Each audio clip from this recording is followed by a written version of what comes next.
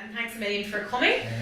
So I'm just going to hand over to Cathie. Cathie is one of the representatives for the Workers' Party in Dublin.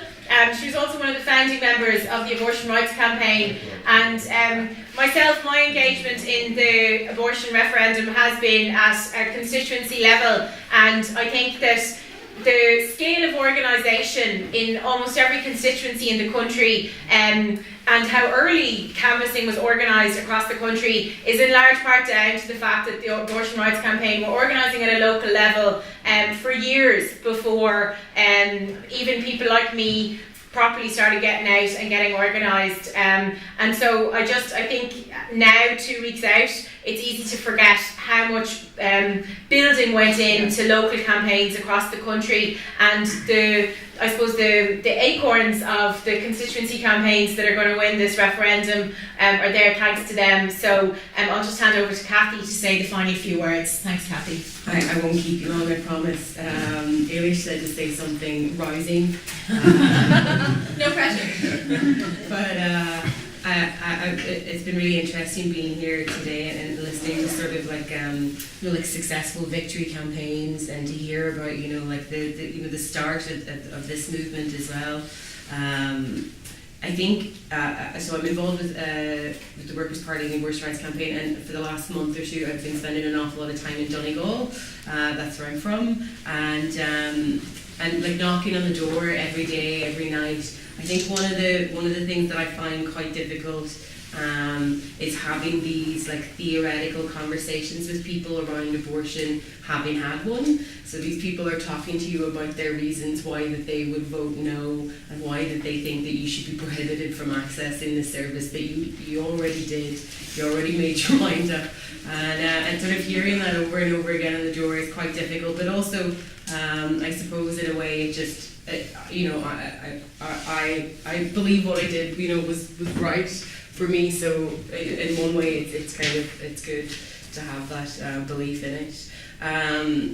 It's strange talking to people who think that women are children or infants in some way, that they need help coming to these big decisions. That they would imagine that a woman could decide to end a pregnancy without having thought it through, without having really thought about their own lives and their what they are and aren't capable of. It's amazing to me that there are still people out there that will tell me that men and women are equal, but will vote no on this, or they will tell me that men and women are equal, but they will patronise me by assuming that I couldn't make up my own mind about something like this, or that I need to be protected from myself, maybe, with these laws.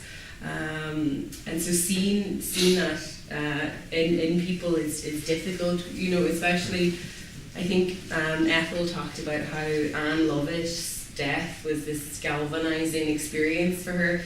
My first experience in politics was the divorce referendum. Mm-hmm. I would have been 10, and my parents had been separated for quite some time, and my mother was eagerly waiting the passing of this referendum so that she could divorce my father, who was just a terrible man generally, and looking at the results from that referendum and seeing how close it was, and seeing that in Donegal, for example, that like every town and parish voted against this almost, that the people thought that my mother should be obliged to remain married, but by law to this man. It's madness, and all this fear mongering around this referendum. I mean, these people have born, it was the same with contraception, it was the same with divorce, it was the same with legalising not even legalising gay marriage, just decriminalising homosexuality, they're so afraid. I almost feel sorry for them, that, the things that they're afraid of, these, catastrophic results that will happen, if we allow, women to legally access abortion in Ireland, this notion that the floodgates will open, people aren't going out trying to, it makes no sense to me. It's crisis pregnancy that we need to tackle, not abortion. It's reducing the need for abortion by promoting safer sex, which obviously they're against as well, and comprehensive and secular sexuality education, which of course they're against as well. And yeah, so it's been a really strange couple of years, but particularly since January this year, everything has just been very go. You mentioned the word like compassion on the posters as being something that you wouldn't thank people for. I feel quite similarly sometimes. I don't need your pity, I just need to access abortion services here in Ireland. Thanks very much. And so I think I feel like I'm like maybe one of the first generation of women that have grown up in an Ireland that's not completely under this yoke, this Catholic control. My mother was sort of at the end of it, and now I think women are mobilising around reproductive rights because they feel that they're entitled to them, because they are entitled to them, and it has been very galvanising working with women so much over the last 5 or 6 years. I've mentioned it before at a different talk. When I first joined the Workers' Party, I was invited to speak to them as a representative from the Abortion Rights Campaign, and so I thought that I was going to teach these people about the history of abortion rights in Ireland, when of course I was not teaching them anything at all. I ended up just listening to these old men with grey hair. All kinds.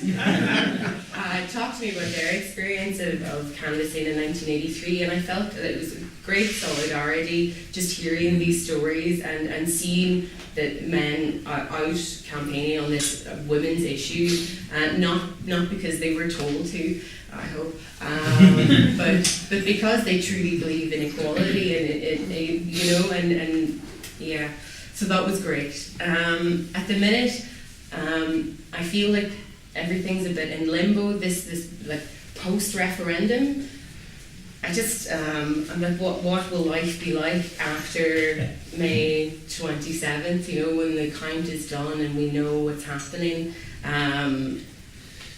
I can't really. It's one of those, my brain is protecting me by not allowing me to imagine what would happen if it lost. I just can't even go there. I told my mother that I'm definitely emigrating. She says I'm being dramatic, but I am going to emigrate. A lot of people don't know. I feel I don't want to wake up. I don't want to wake up on the day after the referendum and find out that we've lost it, and that we've lost it by a little bit, because we'll not lose it by a lot. So I suppose I would just, if you're not already canvassing, most people make up their minds actually in the last 10 days, which is where we are now. So if you have it in you to go out and canvass, just join your local group, and if like me you're a blow-in to Dublin, maybe think about going home next weekend. There are groups canvassing in every county. In Donegal, we're really fortunate to have people from Derry coming down to support us at the weekends, and at the evenings just canvassing along the border. But if you're from the country, think about just getting in touch with that local group and going out with them. And I know Together for Yes are organising sort of mass canvasses. I'm going out to, I think it's Swords tomorrow from 10 till 5:30. That's going to be great. But you'd be really welcome to come with this. I think it's just it's ours to lose. I don't like that turn of phrase, but it is. We're really close, and I think that we can definitely do this. Just have to push through this last fortnight, and then we can all feel great about ourselves. Whatever we've changed Ireland in a really positive way, especially for women and girls in the next generation. Imagine them growing up and never living under the 8th Amendment. Just what that will be like. Well, thank you, Cathie.